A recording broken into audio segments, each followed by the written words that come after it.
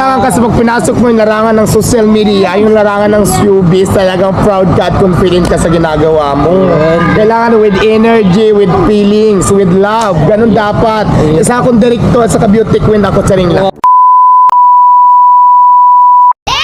So what's up guys? Ituturo natin ngayon yung bagong pwesto ni Diwata Pares Overload. So galing tayo ng MOA sa may circle. Pag daan tayo dito ng Jokno Boulevard, dito sa may tulay. So ito yung lumang pwesto ni Diwata. Yan dito. So wala na siya dito ngayon. Pupuntahan natin yung bagong pwesto niya. At sana ma-interview natin si Diwata. Sana swertihin tayong nandyan siya. At tiwala naman tayo na mag-interview yun kasi mabait yun, kilala natin yun. Nga pala si Diwata ay dating kababayan pala natin, taga-Samar. Taga-Samar pala yun si Diwata. So, sana pala rin tayong makita siya ngayon. Dito na yung sa may Senate, sa may Senado. Lalagpasan lang natin itong Senado na to. Pati yung GSIS lalagpasan natin. Ito yung GSIS, yan. Pag makita nyo tong GSIS, lagpasan nyo lang konti at nandito na yung pwesto ni Diwata. Ayan, dinudumog. Ayang maraming tao, yan na yun. Dito na yung guys, sa may open parking lang yan. Ayan, kita nyo naman, daming tao.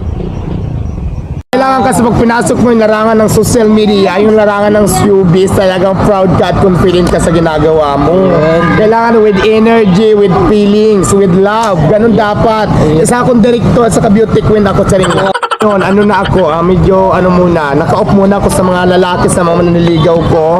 Mahigpit yung mother ko, lagi nakabantay sa akin. Kaya no time for love muna si Diwata for my love life. Wala mo nang Maraming salamat Diwata at pinaunlakan mo ako. Napakabait mo talaga. Walang anuman, iho. Shoutout sa kay Diwata Pares Overload. Dito tayo ngayon sa bagong pwesto niya. Ako pala si Limor Motovlog at dito si Diwata. Kamusta naman yung pwesto mo dito, Diwata? Well, okay naman, sa ring lang. Okay naman ako.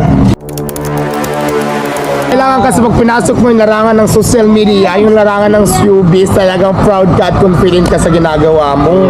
Kailangan with energy, with feelings, with love. Ganun dapat. Isa akong director at saka beauty queen ako sa ring lang. Medyo naka-off muna ako sa mga lalaki, sa mga mananiligaw ko. Mahigpit yung mother ko, lagi nakabantay sa akin. Kaya no time for love muna si Diwata for my love life. Wala mo nang Maraming salamat Diwata at pinaunlakan mo ako. Napakabait mo talaga. Walang anuman, iho. Napakabait mo.